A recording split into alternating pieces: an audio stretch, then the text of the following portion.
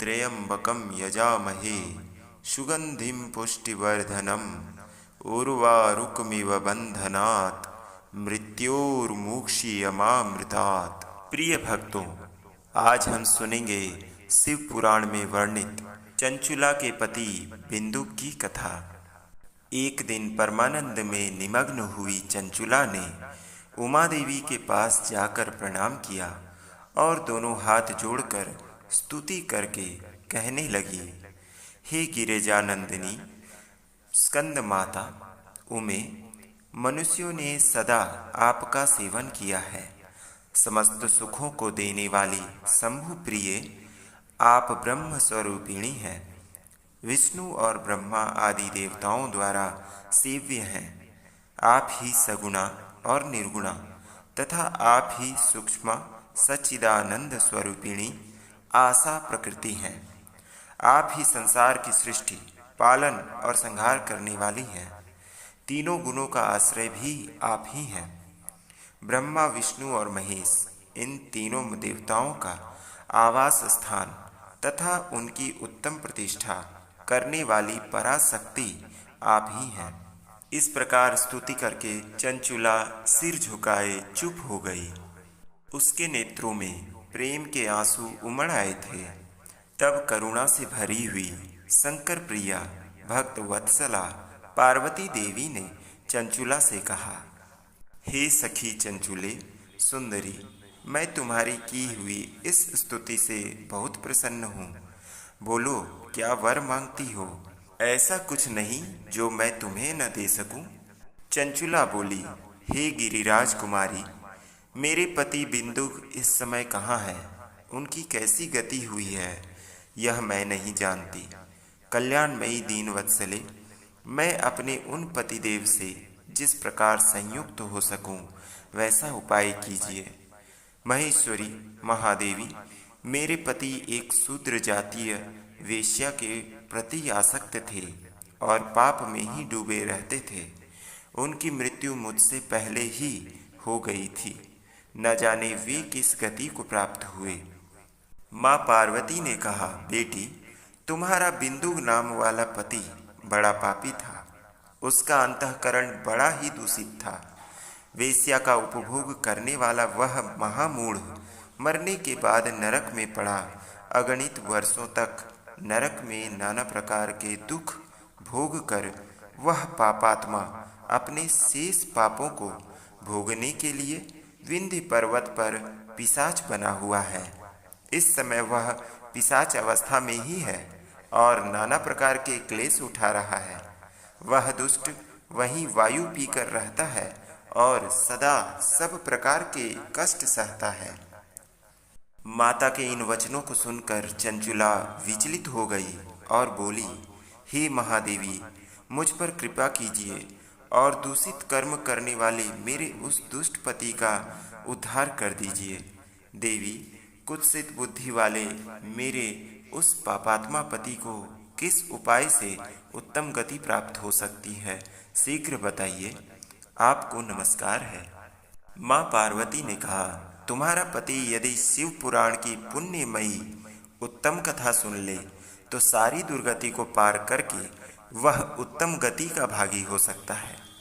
अमृत के समान मधुर अक्षरों से युक्त गौरी देवी का यह वचन आदरपूर्वक सुनकर चंचुला ने हाथ जोड़कर मस्तक झुकाकर उन्हें बारंबार प्रणाम किया और अपने पति के समस्त पापों की शुद्धि और उत्तम गति की प्राप्ति के लिए पार्वती माता से यह प्रार्थना की, मेरे पति को शिव पुराण सुनाने की व्यवस्था होनी चाहिए माँ।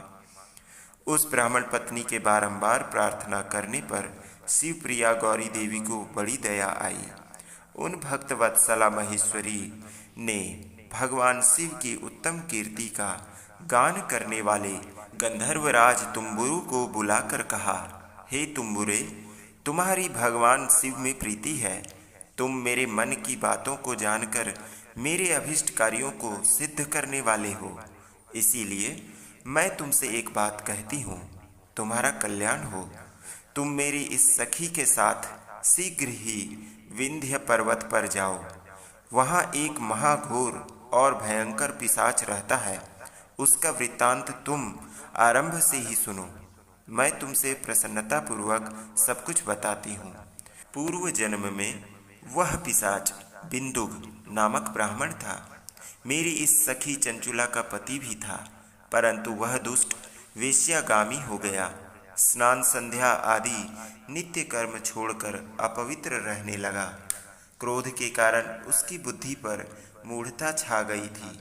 वह कर्तव्य अकर्तव्य का विवेक नहीं कर पाता था।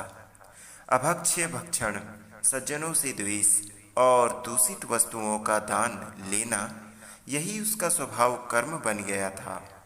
वह अस्त्र शस्त्र लेकर हिंसा करता, बाएं हाथ से खाता, दीनों को सताता और क्रूरता पूर्वक पराये घरों में आग लगा देता था। चांडालों से प्रेम करता और प्रतिदिन वेश्या के संपर्क में रहता था। बड़ा दुष्ट वह पापी अपनी पत्नी का परित्याग करके दुष्टों के संग में ही आनंद मनाता था। वह मृत्यु पर्यंत दुराचार में ही फंसा रहा। फिर अंत काल आने पर उसकी मृत्यु हो गई।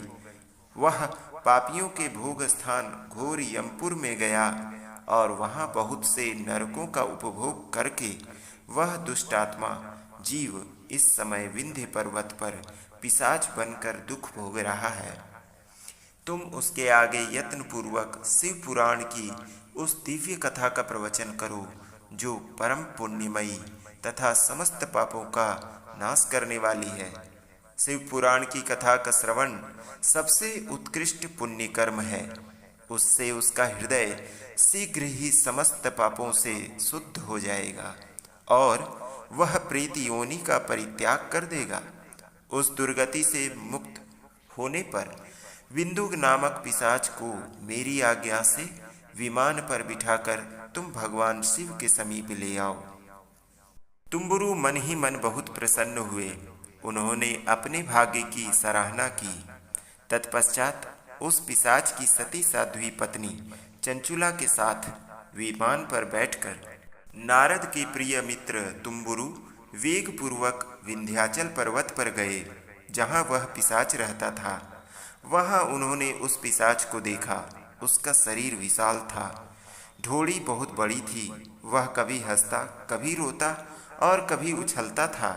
उसकी आकृति बड़ी विकराल थी। भगवान शिव की उत्तम कीर्ति का गान करने वाले महाबली तुम्बुरु ने उस अत्यंत भयंकर पिशाच को पाशों द्वारा बांध लिया।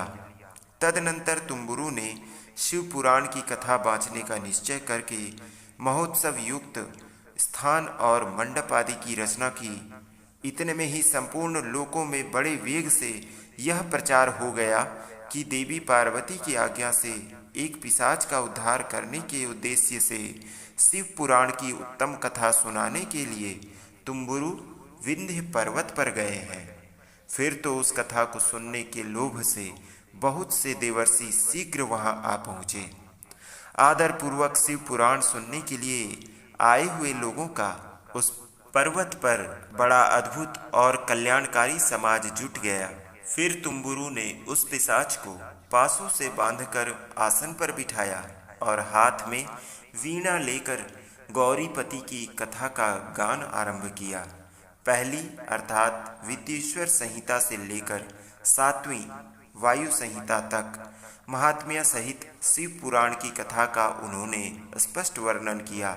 सातों संहिताओं सहित शिव पुराण का आदर पूर्वक श्रवण करके वे सभी श्रोता पूर्णतः कृतार्थ हो गए। उस परम पुण्यमय शिव पुराण को सुनकर उस पिशाच ने अपने सारे पापों को धोकर उस पैशाचिक शरीर को त्याग दिया। फिर तो शीघ्र ही उसका रूप दिव्य हो गया। अंग कांति गौर वर्ण की हो गई।